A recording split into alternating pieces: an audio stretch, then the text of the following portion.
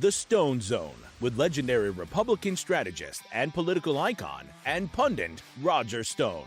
Stone has served as a senior campaign aide to 3 Republican presidents. He is a New York Times best-selling author and a longtime friend and advisor of President Donald Trump. As an outspoken libertarian, Stone has appeared on thousands of broadcasts, spoken at countless venues, and lectured before the prestigious Oxford Political Union and the Cambridge Union Society. Due to his 4+ decades in the political and cultural arena, Stone has become a pop culture icon. And now, here's your host, Roger Stone.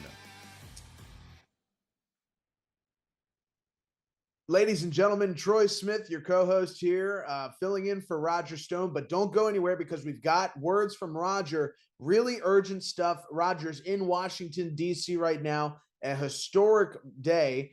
Yesterday, the inauguration of President Donald Trump, doing a lot of events, doing a lot of speeches. We want to make sure we start with this. Roger Stone, this is what you guys come here for. When we come back, we'll be diving into the news, whatever. Let's go right to Roger and what he's got to say in Washington, D.C., because it's so important. Here's a guy who's seen Nixon, Reagan, and now Donald Trump inaugurated to 2 terms in office. Roger will go down as perhaps the most powerful and influential political operative that has ever lived in the United States. Pretty amazing stuff, folks. Let's go to the legend himself, Roger Stone. And I can go on and on and on with the accolades from this gentleman. But without further ado, ladies and gentlemen, let's please put your hands together as we bring to the podium Mr. Roger Stone. Thank you. Thank you so much. Wow, thank you. I stand before you tonight as living proof that God Almighty can do anything. In every great battle in the Bible, the forces of the Lord are always overwhelmingly outnumbered, yet they are always victorious. And so it has been with the re-election of the greatest president since Abraham Lincoln, Donald J. Trump. We have just witnessed the greatest single comeback in American political history. No, it is not like 1972 when President Nixon, my mentor, won 49 of 50 states. But at that time, Nixon was just in a campaign for re-election. In Donald Trump's case, they tried to bankrupt him. They tried to keep him off the ballot in 50 states. They tried even to the closing days to put him in jail. So his victory is not just a testimony to his agenda for America, but a testimony to his persistence, to his resilience, to his strength, to his stamina. And yes, I was watching that day in Butler, Pennsylvania, and I am convinced, as he is, his life was spared for a greater purpose, and that purpose is to achieve world peace and to make America great again. What we have just experienced is a great political realignment in this country. The division in America is not between Republicans and Democrats or between black and white or Asian or Hispanic.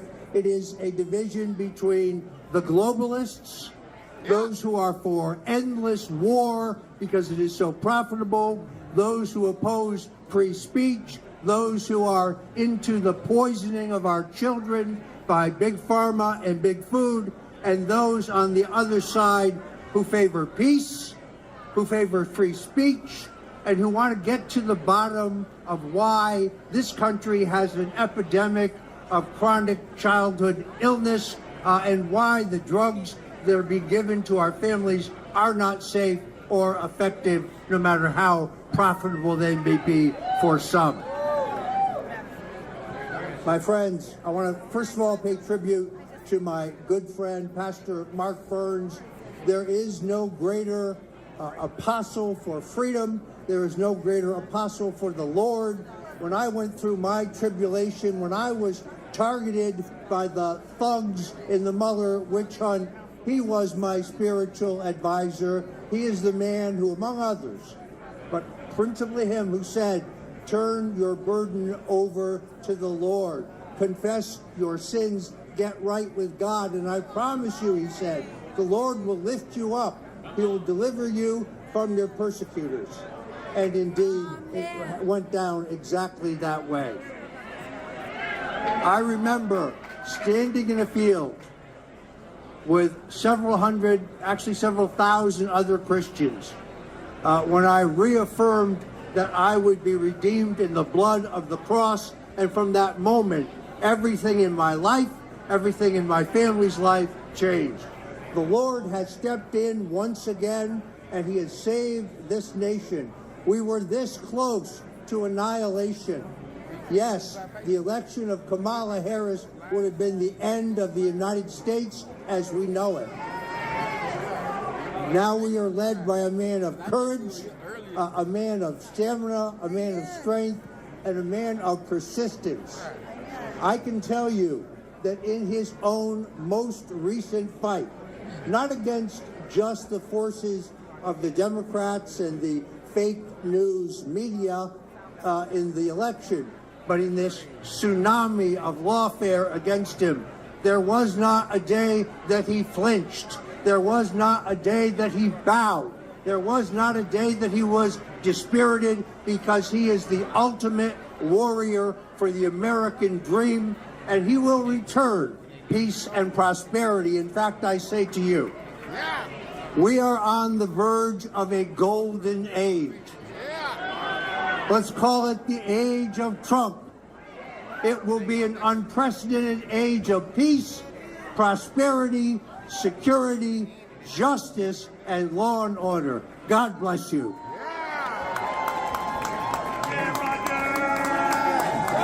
Roger Stone, ladies and gentlemen, the one and only. Well, folks, just an amazing clip there from Roger Stone. So grateful to be part of the StoneZONE family here. Roger really brought me into the show last year. It's almost going on 2 years now, and I'm so grateful for the opportunity. I get here every day to talk to you guys and to talk with Roger. When I say it's the honor of my life, I truly mean that. There's nothing that I'm more proud of in my career than working with the great Roger Stone. But we do have some news to get into today, folks, and sadly, Roger couldn't be with us, so we have a monologue. And I just want to preface this by saying I do these kind of monologues on my show, which runs just before this on the World YouTube Network. You can check it out. It's called Slingshot TV. And we try to introduce topics to people. We try to uncover some things that are in the news that isn't being really talked about. And today, our topic is going to be really the incoming administration of President Trump. And when the dust settled, finally settled on the November 2024 election, we learned that Donald Trump had become the first Republican president to win the national popular vote since George W. Bush in 2004, the election directly following the tragic events of September 11th, 2001. Trump received nearly 2 million more votes nationally than Kamala Harris, who underperformed in nearly every way. Trump secured a sweeping victory in all 7 swing states of Michigan, Georgia, Wisconsin, Arizona, Nevada, Pennsylvania, and North Carolina. Following the 2016 presidential election, many Democrats, including Nancy Pelosi's daughter, argued that Hillary Clinton was the rightful winner of that presidential election because she had won the national popular vote. And because Donald Trump won the popular vote in 2024, we've seen this narrative, an attempt to stop Trump's incoming administration and agenda, we've seen it go away. And in its place, we've seen tactics arise that we're going to be talking about later in the show today. We pulled a clip today of Pelosi Jr., Nancy Pelosi's daughter, on Fox News just after the 2016 election, calling on Congress to stop the certification of Trump's victory on the basis of the national popular vote. So we're going to roll this clip, but keep in mind, folks, we're going to get into this. This is a woman who was intricately involved in the January 6th committee. This is a woman who was intricately involved in trying to frame President Trump for delaying the certification of the 2020 election when she herself had done it on national television. A shocking clip. Let's roll that clip of Pelosi's daughter back in 2017 trying to stop Trump's election, trying to stop the certification of the Electoral College win in 2016 for President Trump.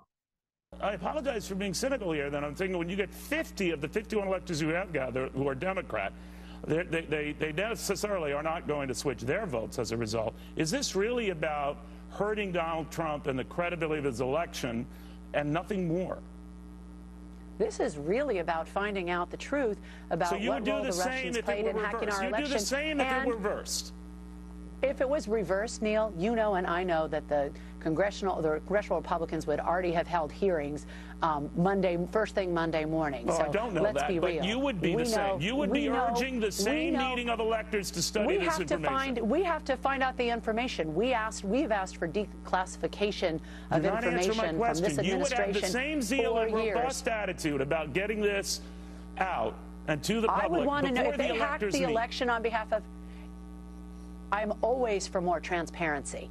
Always for more transparency. If I thought my party was going to be subject to blackmail by Russia, you're darn right I'd want to see that information. Do you think Hillary Clinton lost this election in the electoral vote? Do you think Hillary Clinton lost this election in the electoral vote? I think that Hillary Clinton was severely damaged by the hacking of her emails and the DNC emails that went on a drip, drip, drip basis every day for 3 months. Every day instead of waking up and talking about the economy, they woke up and talked about. Absolutely. So you think it wasn't her message that didn't reach voters who were subject to high unemployment states like Wisconsin and Michigan, that wasn't what did her in? This thing did her in? No, I think that there are several factors in winning and losing. Look, if 80,000 people had voted differently in this election, the Russians didn't make her lose. She lost. No, I don't know that you can say that. What if Donald Trump had lost the election? Would you say it was one single factor? All right, so would you say it was an array of factors? So this is a contributing factor. You are trying to get electors who are herefore bound to the Republican candidate, Republican states, to switch their That's not what allegiance, right? Don't put words in my mouth, Neil. Neil Cavuto, you owe it to the American people to let me tell the truth and to not lie about what I just said. Yeah, Alex Jones said the same thing about me yesterday. Alex Jones in InfoWars has said that I want to have a coup and assassinate Donald Trump. Since then, I've gotten death threats, so it's not helpful for me if you're going to lie about what I am saying. Christine, Donald Trump doesn't come on my show. That is not helpful for me. It's not safe for me or for my family or for other electors. Please don't do that. He doesn't come on this show. I have no agenda here. I'm just saying it seems that you do. Well, no, then don't put words in my mouth, Neil, that you know are going to antagonize people and make me unsafe. Christine, come on. You want the electors to get this information? Neil, you need to make sure that you understand what your role is here. Do you want them to switch their votes, yes or no? What I want to do is get the information. What I want to do is not have you mischaracterize what I say so that I get even more death threats and more insults and more online attacks than I'm already getting. Part of the reason that Republicans won't sign on to my letter is some of them have said to me point blank, I don't want to get that kind of blowback. I want a hearing. I want a briefing. I want a declassification. You wouldn't even know the half of but the I don't want to get the threats when I raise critical stories about either candidate. What I'm asking you, though, is please don't put words in my mouth. Then I wish I could get any accurate words out of your mouth, Christine. I want to know. Excuse me. You've gotten many accurate words out of my mouth. Please don't call me a liar, Neil. When you're telling the electors, this would be a first. You want the electors to get this intelligence data. I'm taking the leap that it will prove that Russia acted to interfere in the elections, that Russia moved to hack the elections. Wait a minute, I'm going to, just for the sake of argument. Then, what do you want the electors to do with that information? I haven't seen it, so I can't prejudge it. Right now, what I want is the information. What I want is for you not to put words in my mouth that will risk my safety. What I want you to do is discuss accurately what I am saying, which is the public has a right to know, and the electors have a right to know. Do what with it? Do what with it? What if all the Republicans look at this information and they look at it and they vote the way they were voted in their states? You, Christine Pelosi, would be okay with that? Yes or no? What I want first is to get the information. I'm not going to prejudge something I have not seen. I do not know what it is that the Democratic Party or the Republican Party is facing vis-a-vis possible blackmail threats, possible continuing hacking threats.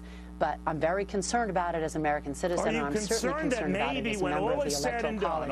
So it's not just what the electors do, it's what the senators do in their confirmation stuff. So when all is said and done, let's get the information and talk about it. When all is said and done, will you ever look at what happened in the election as a sign that Hillary Clinton didn't win it because Hillary Clinton botched it, because Hillary Clinton's message didn't resonate, period? Well, I think that as I said before, when someone wins or loses an election, there isn't just one factor. Again, if 80,000 people did Hillary Clinton make any mistakes at all? Do we say that? Well, I've been complaining about mistakes that were made since the beginning. So do you want me to go back and talk about the comments I made on the record in the summer of 2015? I might have missed that, well, Christine. Where did she botch it? All right, let's start, I think, chronologically. Let's go back a year and a half ago. I thought that the Democratic National Committee officials who were trying to limit the number of presidential debates made a mistake, and I told them that several times. I thought. By watching that clip, folks, you can see how transparent Democrat efforts to overturn the 2016 presidential election really were. The controlling interest of Washington, D.C. spun themselves into a panic over Trump's first 4 years in office, doing everything within their power to stop his agenda from being implemented. Pelosi's daughter served as a mouthpiece during her attempt to overturn the 2016 presidential election to the most powerful people in the country, and therefore the world. Ironically, the former House Speaker's daughter would also be involved in one of the other largest attempts to take down President Trump, January 6th. Nearly all of the footage collected of former House Speaker Nancy Pelosi and other Capitol leaders on January 6th came from footage recorded by Nancy Pelosi's daughter for a documentary that she just so happened to be filming at the time. The footage included within the evidence presented by the January 6th committee paints a dark image of January 6th, with lawmakers dumping full responsibility for the day on President Donald Trump. We'll show you some of that footage now. We won't roll the full clip, but we'll show you just some of that footage now to give you an idea of what we're talking about. Yeah, but you know what? We have got to finish the proceedings, or else it will have a complete victory. Senator Schumer is at a secure location, and they're locked down in the Senate. There has to be some way we can maintain the sense that people have that there's some security or some confidence that government can function and that we can elect the President of the United States.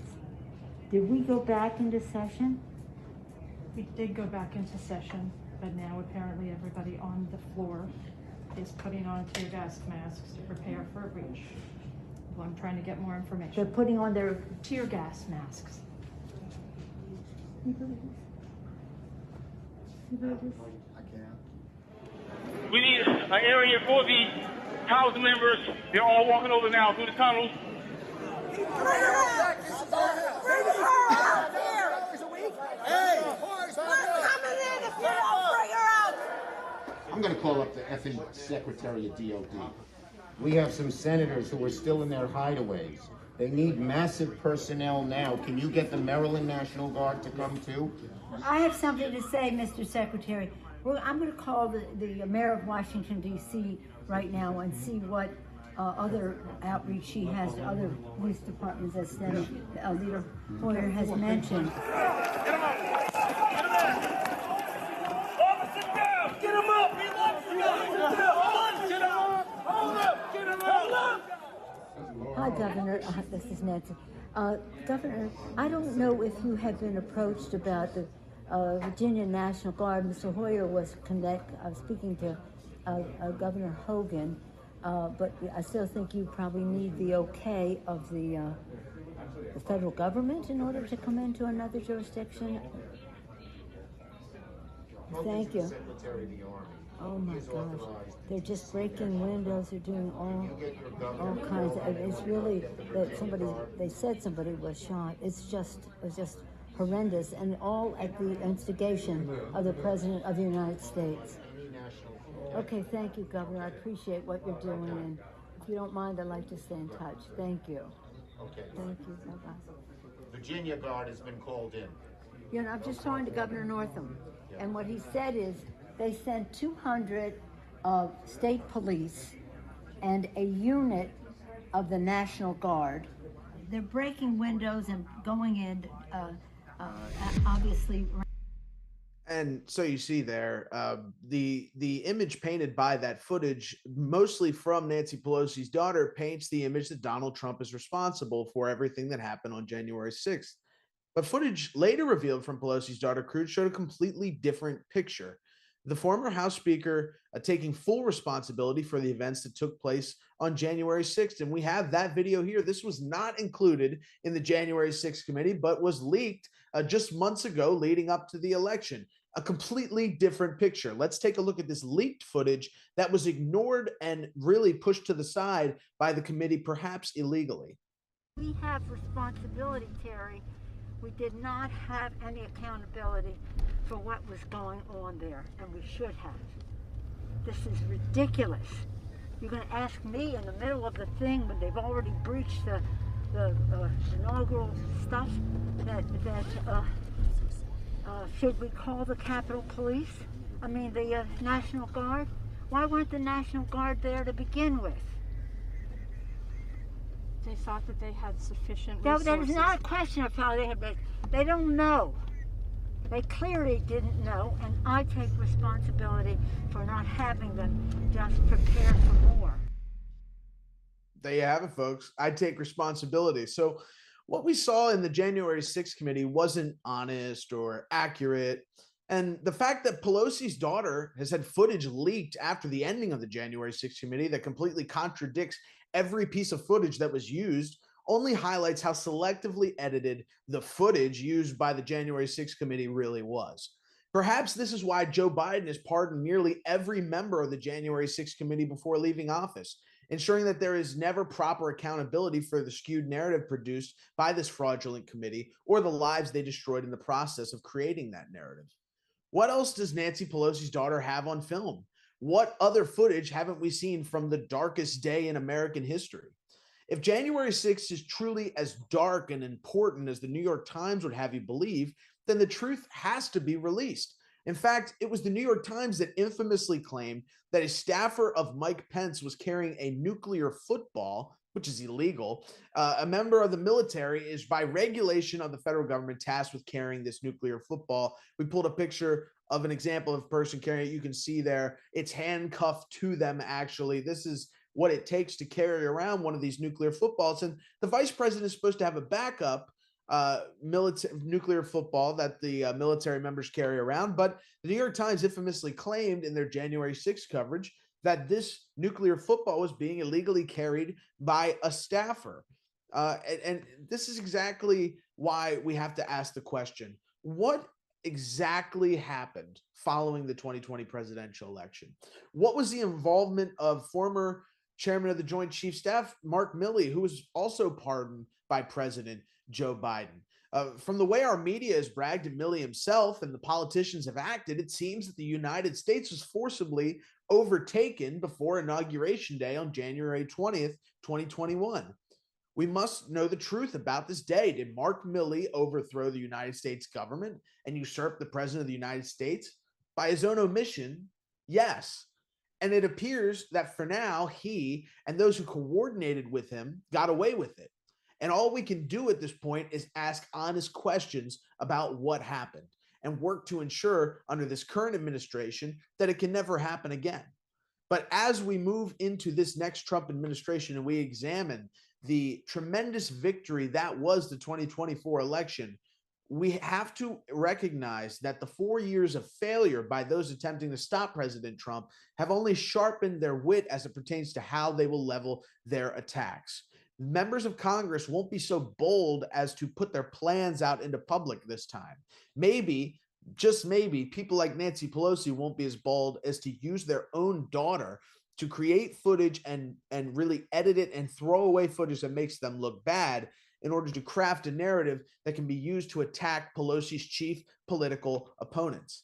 Examining the way that Trump was attacked between 2016 and 2020 is not just something that has to be done, it's a necessity. It's an absolute requirement for those of us who want to ensure that this next coming administration serves the people and not those in power that have reaped so many rewards over this last several years of the Biden administration. During no point in human history has more wealth been concentrated in the highest levels of our economy. And those individuals are looking to astroturf the economy in their favor, to hurt small businesses. And if we allow them, we will be stuck in the same situation that we were in the first Trump administration, because those who are attacking Trump haven't gone away. They've just gotten more clever in how they're handling their attacks and how they plan to use them. Folks, we have a quick commercial break I want to go to, folks, because it's important that we keep the lights on here. I want to point out that we are sponsored by MyPillow.com. That's right. MyPillow.com has been a supporter of the StoneZONE since the very beginning. And it's important to note, folks, you can go to MyPillow.com and order anything. You can order the bath towels or the Giza Dream Sheets or the pillows, the classic pillows, or anything, even a pillow topper for your mattress. If you have a mattress, don't have the means to get a new mattress, you can get one of these toppers, and it almost is like having a new mattress. It's really unbelievable. If you go to mypillow.com, use promo code STONE, you can get a percentage off of your order, and you can also help us keep the lights on here at the StoneZONE. The money goes directly to Roger and Nydia, who are constantly subjected to lawfare, constantly subjected to media attacks, and constantly subjected to people who want to silence him. And it's important that we have a venue like the StoneZOne where Roger can come here every day and talk about what's going on politically, because it's so valuable. And I think it's why we have so many viewers here. I feel honored, like I said in the beginning of the show, to have the front row seat to be able to ask Roger the questions and to get the answers here on the StoneZOne so that you all can enjoy. We have breaking news here today. Senator Marco Rubio, my senator here from Florida, has been confirmed and sworn in as Secretary of State. We have videos of Marco being confirmed, and then we also have a video of him being sworn in. So let's roll that video of him. Oh, I'm sorry. We have the video of him being sworn in. Let's roll that real quick. Please raise your right hand and repeat after me. I, Marco Rubio. I, Marco Rubio. Do solemnly swear. Do solemnly swear. That I will support and defend. That I will support and defend. The Constitution of the United States. The Constitution of the United States. Against all enemies. Against all enemies. Foreign and domestic. Foreign and domestic. That I will bear true faith and allegiance to the same. That I will bear true faith and allegiance to the same. That I take this obligation freely. That I take this obligation freely. Without any mental reservation or purpose of evasion. Without any mental reservation or purpose of evasion. And that I will well and faithfully discharge. And that I will well and faithfully discharge. The duties of the office on which I am about to enter. The duties of the office of which I'm about to enter. So help you God. So help me God. Congratulations, Mr. Secretary. A very special congratulations to Marco Rubio, who I believe will be an excellent Secretary of State. It speaks a lot to his character that 99 senators voted to confirm him, 0 voted against him, a guy that is universally respected by his colleagues.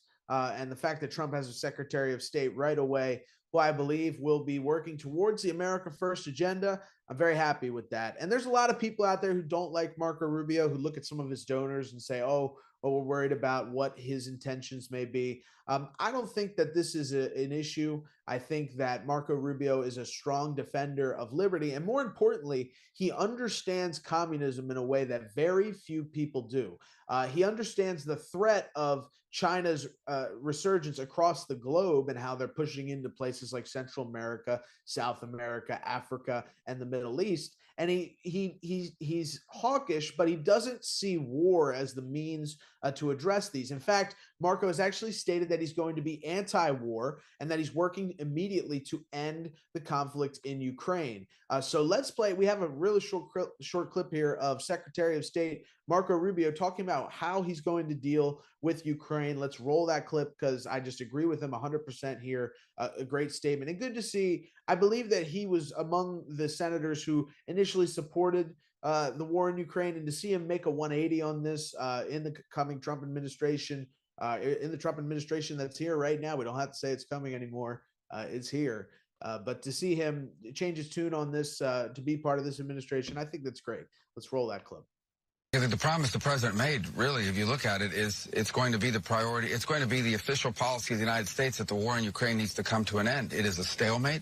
It's a war and it's a conflict that was started by Russia. But it is now a stalemate, a protracted and bloody conflict, been incredibly destructive. I would argue for both Russia and Ukraine, but Ukraine is paying the biggest price of all. To its energy infrastructure, to the people and lives that have lost, to the millions of Ukrainians that have had to leave their countries and are living overseas. The conflict needs to end. And it's the policy of the United States that we want it to end. We want to do everything we can to help it end. We are going to engage in making it end and in a way that is sustainable, meaning we don't just want the conflict to end and then restart in 2, 3, or 4 years down the road. We want to bring stability. We have a lot of important and pressing issues around the world, and I think everyone should wake up this morning and be very happy that we have elected as our 47th president a man in Donald J. Trump that wants to promote peace in the world and bring it to the end of these conflicts.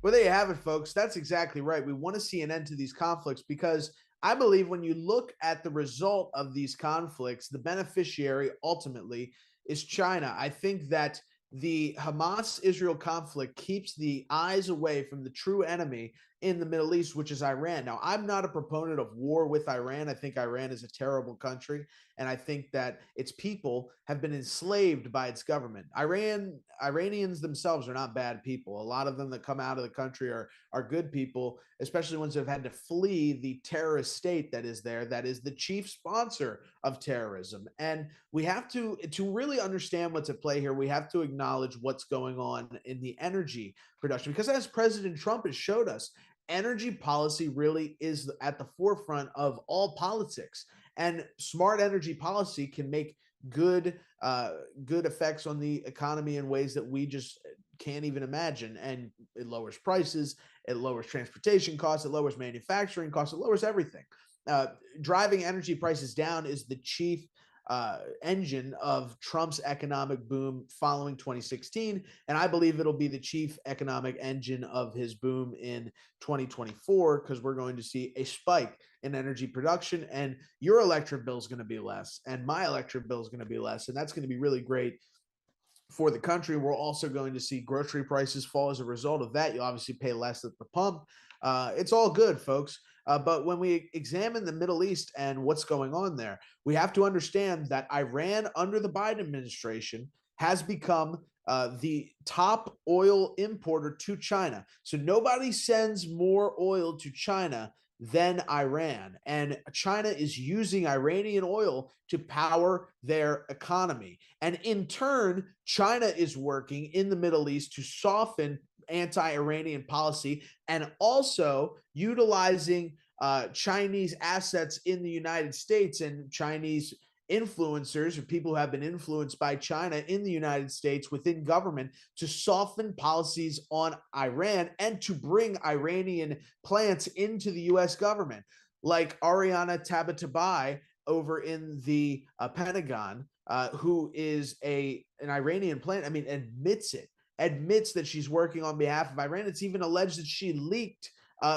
details about an attack on Hezbollah by Israel to the Iranian state, which is obviously a sponsor of Hezbollah. So as Iran funds Hezbollah and Hamas to wage war on Israel, Iran is also sending millions of gallons of oil to China every day and raking in billions of dollars per year. The last estimate was over $50 billion per year that they're receiving from the Chinese. So the money comes from China. It goes to Iran. Iran takes that money, wages war on Israel. And that's the chain, folks. If you want to stop attacks on Israel, if you want to stop attacks in the Middle East, all you have to do is cut off Iranian oil going to China. We have to stop Iranian oil exports. That should be the #1 foreign policy goal of the Trump administration, because if you do that, the state sponsor of terrorism, the people who are funding radical Islam across the entire globe,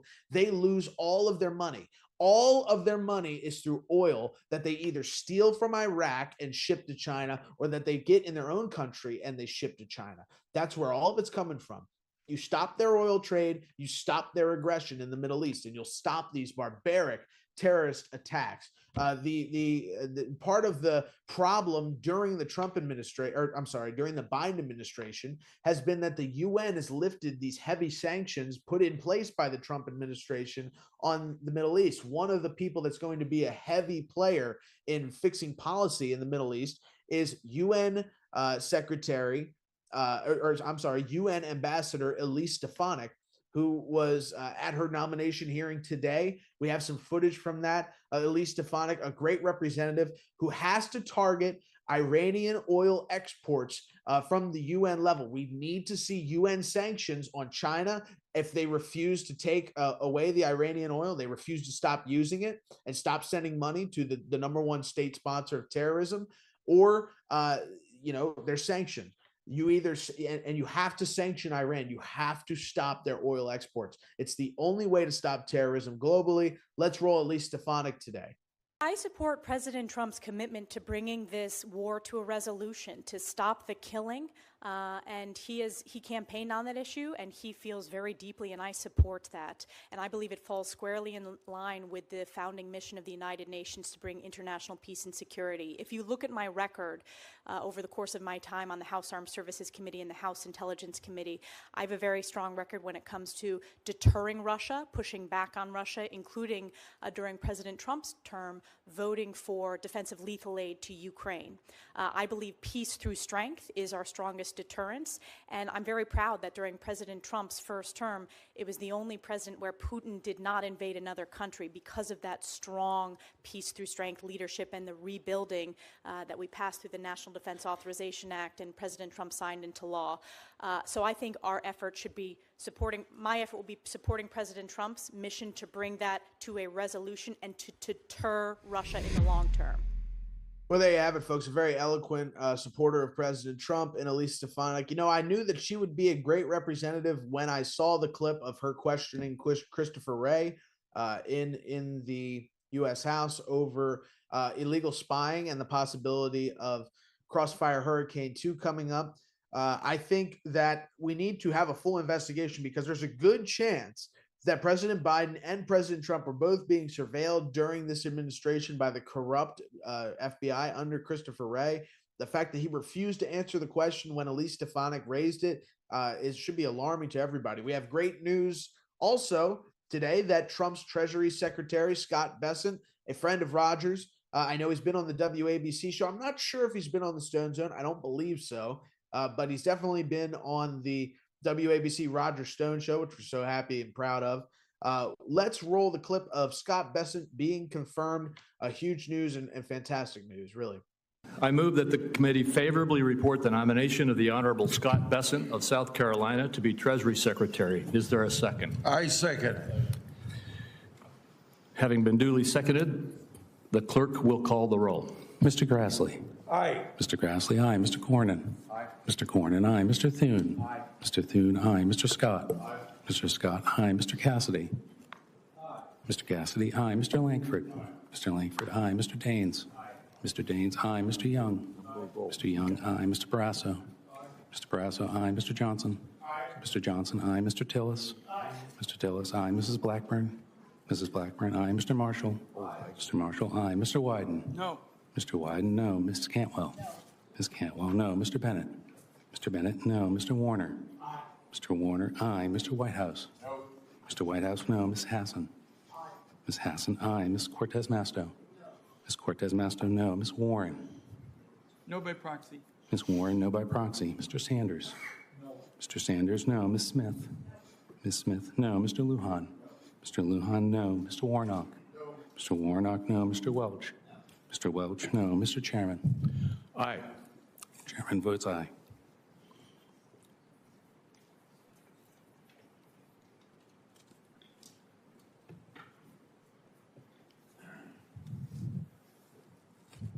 Mr. Chairman, the final tally is 16 ayes, 11 nays.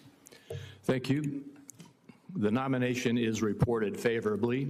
I appreciate all of your attendance today at this meeting, and the committee stands in recess.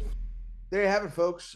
Big changes coming to the economy under President Trump, and thank God. As I said earlier, I believe that the energy policy will be the biggest part of this, but another big part of this is taking care of the people who have taken care of America. I come from a family that served in World War II, that served in the Civil War and the Revolutionary War, and though my grandfather never served in the military service, I have a profound respect for the military.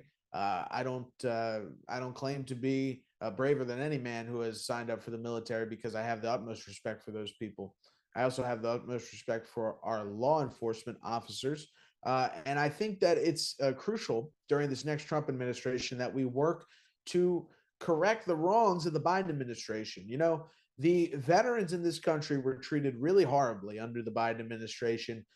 Many active service members were treated horribly by the Biden administration. And it was so great to see yesterday President Trump declare that all service members who were fired or terminated because of the COVID vaccine would be rehired and receive full back pay for the time that they have missed. So many lives were destroyed like that. I hate to think about the people who committed suicide, which there were thousands, by the way, thousands of people who committed suicide because they were forced to take the vaccine. They're no longer with us because of the cruelty of the Biden administration. And that needs to be addressed. But part of this is the VA. And President Trump notoriously reformed the VA. President Biden notoriously ruined it again. And hopefully under VA Secretary Doug Collins, we're going to see a turnaround of this crucial Veterans Affairs office that just is so important to so many veterans out there. Collins had a fantastic moment on the Hill this morning. Wanted to roll that for our audience here so they can get a look at what's going on in the confirmation process after the historic inauguration of President Donald John Trump. Senator, as we just discussed, I was previously discussing this in that transition with the chairman and all. It's the most important for the family itself. I think you understand that with your transition, your wife's transition, because at that point there's that unsettledness. Where do we go? How do we get care if we need care, especially if there's a pre-existing or something that's been treated in DOD? How do we get by? There are several things that we need to make sure that our touches are much better. There's been some programs to make sure that we touch, the VA touches on occasions, making sure they get the transition care. If that's not happening, we need to do it better. But there is an issue that we've not discussed yet. I'm sure it's going to come up many more times, and that's the medical health records issue of the VA. That is a program now that has went too many years and cost too many billions of dollars without finding a solution. And my commitment is one of the very first priorities of this, if confirmed, is to get in and figure out why and put this on a bigger time frame to get this medical health records issue solved. I've said this, I'll say this now, and I'll probably say it again. The VA is special, but it's not unique. And hear me when I say that. It's special in who we keep and who we trust and who we take care of, and that is our veteran. But it's not unique in the sense that we do health care. Health care is done in this country every day outside the VA, as well as the largest system, which is the VA. We've got to get our health records straight so that we can have an easy handoff. What should be a simple click of the button is many times taken. I've had in my office when I was in Congress up to almost a year to get those records transferred. That leaves uncertainty for the veteran, that leaves uncertainty for the family, and makes a very unhealthy experience for those that are serving. I mean, it just is so aggravating, and I hate to get off on a tangent here, but it's so aggravating to think that we have veterans in this country who can't get they can't get health care for a year. I mean, it's just unbelievable. And to know that this is hopefully going to be taken care of. We love our veterans out there. We want them to have the best health care possible, to know that they are in good hands, and to know that the president and his administration are going to be addressing this is a huge step forward. You know, Trump has been getting praise all over the place, even by more establishment Republicans. John Barrasso praised Trump during an appearance on Fox News recently for his conduct. I wanted to play this real quickly, and we'll get a quick reaction afterwards.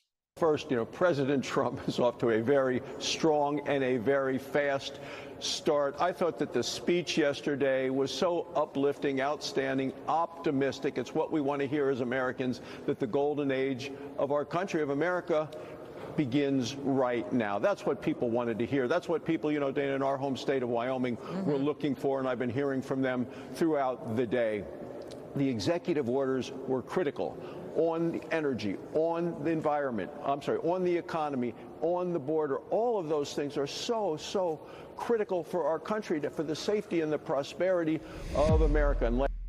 Exactly right. Yes, you have to secure the border, and to know that we have a secure border. We played the videos on my show yesterday of the immigrants on the other side of the border crying because they could not seek asylum in the United States anymore. The border has been closed, and I think that that's tremendous for the people in this country. You know, there's a lot of people in the mainstream media, particularly, who are looking at this and saying, "Oh, it's so cruel that President Trump would deny people at the border a chance to come into the country." Well, guess what? We have people that are homeless, that are veterans. We have people in our country that are struggling, and the difference between MAGA and the difference between the traditional establishment Republicans is populism, and populism is all about taking care of the people.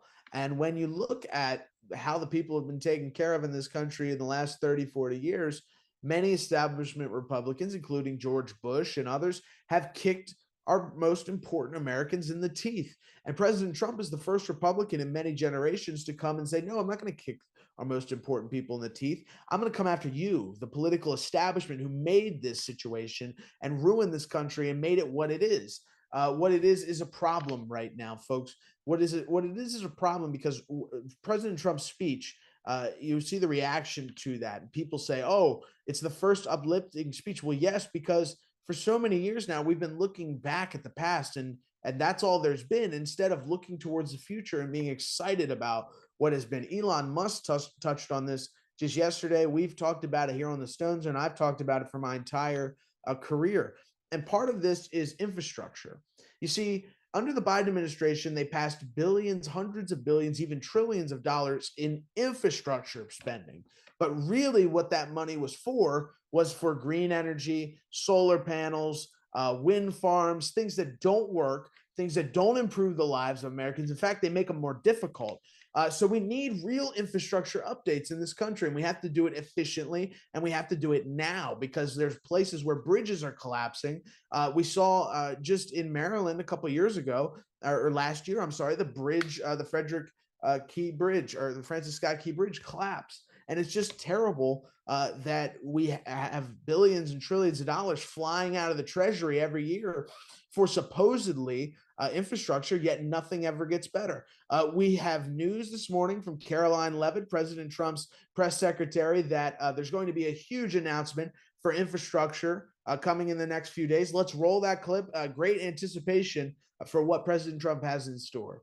I can confirm that the American people won't be hearing from me today. They'll be hearing from the leader of the free world once again. President Trump will be speaking to the press later this afternoon at the White House, and we will have a big infrastructure announcement. This man is already doing more in less than 24 hours than his predecessor did in 4 years. Yesterday was a historic day for President Trump. He signed 42 executive orders, memorandums, and proclamations. He took more than 200 executive actions on top of giving 3 speeches throughout the day and then attending 3 balls late into the early hours of the morning this morning. And he's already off to work again. And so the American people have a leader who is delivering on the promises he made to them. President Trump sending shock and awe yesterday with his actions to secure the southern border, to unleash the might of our energy industry, and to bring jobs back here at home. So the American people have a strong leader in President Trump. There's no doubt about that. Absolutely. And the fact that we're going to be addressing the infrastructure problems in this country, taking the innovation by air to Mars, which I thought was one of the most great things we've ever seen in an inaugural speech. Trump, for the first time since Kennedy, vowing that humankind will make another technological leap in his administration. Just tremendous. Absolutely tremendous. Part of the way that Trump is going to combat the Chinese and other countries that have been ripping off the United States for years is with tariffs. It's something that he's talked about since 1988. Rogers mentioned that on this show before, that among his first political speeches, Trump was talking about the United States getting ripped off. He was talking about the fact that our trade deals are really skewed and that we don't see fairness out of these trade deals. Let's roll Peter Navarro talking about how Trump is going to use trading to win back the United States power, respect, and dignity in this administration. Let's roll that. I was watching the show this morning. Some guy gets on and goes, tariffs are going to cause inflation. The Fed's not going to lower rates. It's like, what does that spin all about? I mean, we had the most aggressive tariff agenda in the first term, and there was zero inflation. We had absolute price stability. And tariffs don't cause inflation. The president is launching the most aggressive strategic energy dominance price. Look, what they should be talking about is what $50 barrel oil is going to do, plus Doge and deregulation and tax cuts are going to do to bring down inflation. And what's interesting to me, Becky, is like there's never any discussion about why the president wants to do tariffs. I mean, this is Davos. How about Davos, man, talking about and confronting the reality, as President Trump has said often, the world cheats America. We have the lowest tariffs in the world, the lowest non-trade barriers. And, hey, tariffs just level the playing field and buried the lead. This is an important discussion to have, Becky. Tariffs are going to be a really important part of the tax cut discussion. Because it will raise revenue? Now we have the External Revenue Service coming. One of the best charts that President Trump loves to put up is one that shows where you have in 1913, after they passed the income tax, revenues go as a flat line as a percentage of tariffs. But prior to that, this was a country that prospered and grew on tariffs. So have the discussion about why we want to put tariffs on China and Mexico. Because you want fair Canada. trade. You Why?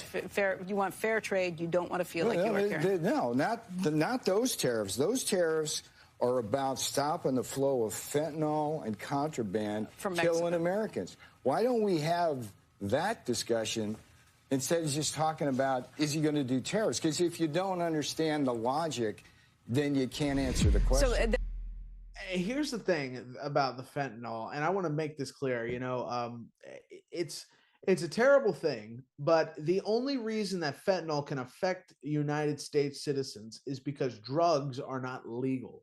There's an illegal black market for drugs that is easily manipulated and infiltrated by people. So what can we do to fix this? In my opinion, you have to implement drug treatment programs that are free. Sam Kinison used to do a joke about this in the 90s. He's one of my favorite comedians. And of course, the spending is different.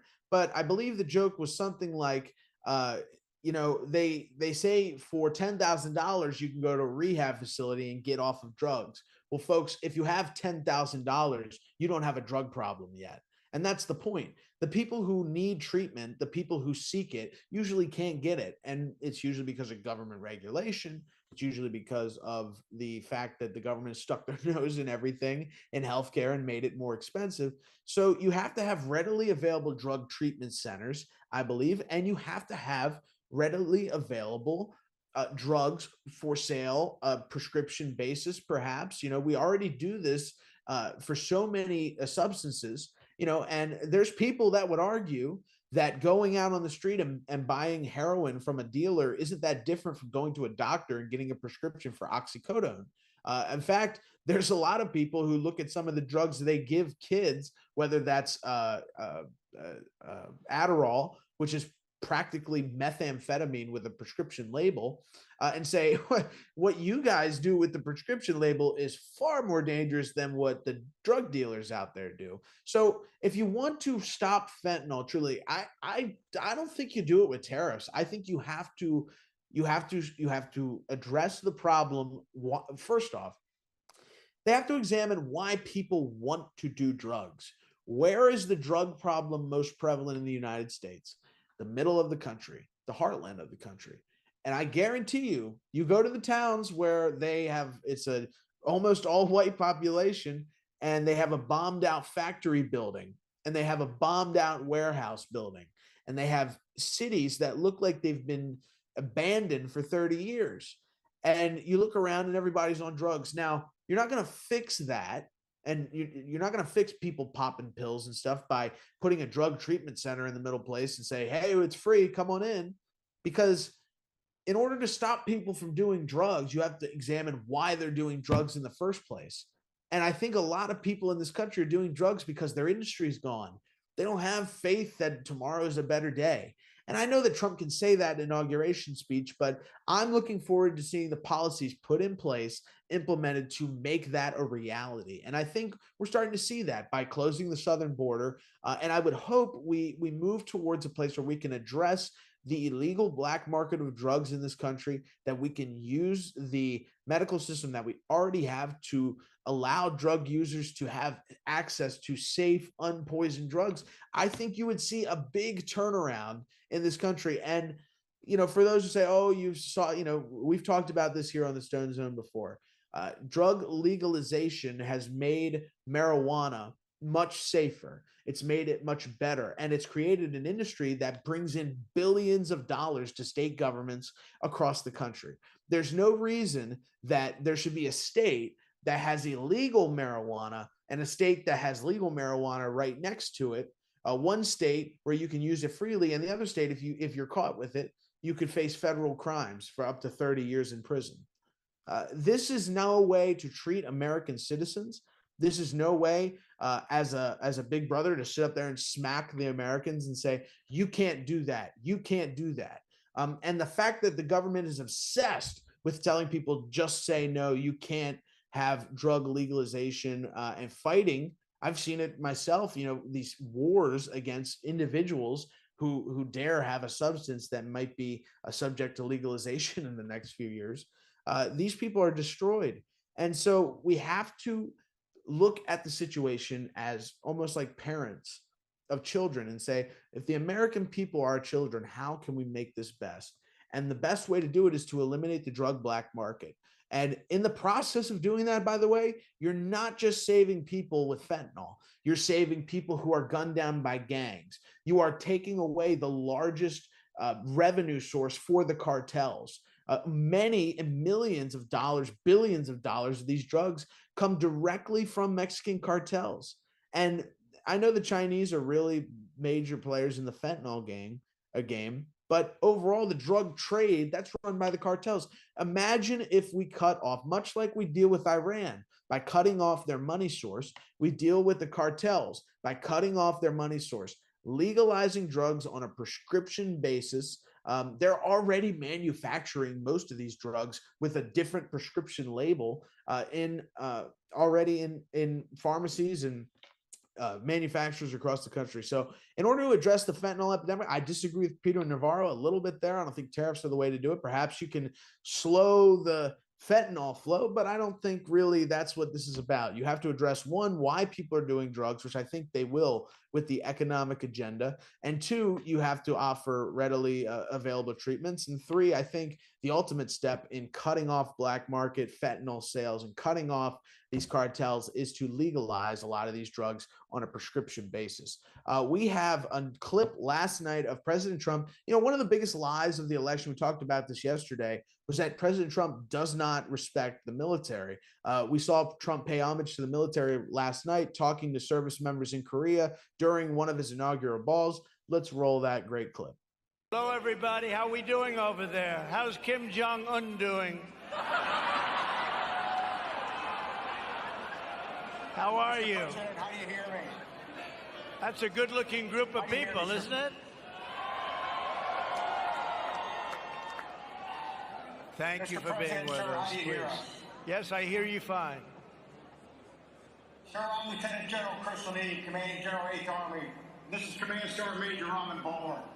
We're based at Camp Humphrey, South Korea, United States bedrock of unmistakable land power on freedom's frontier in Asia.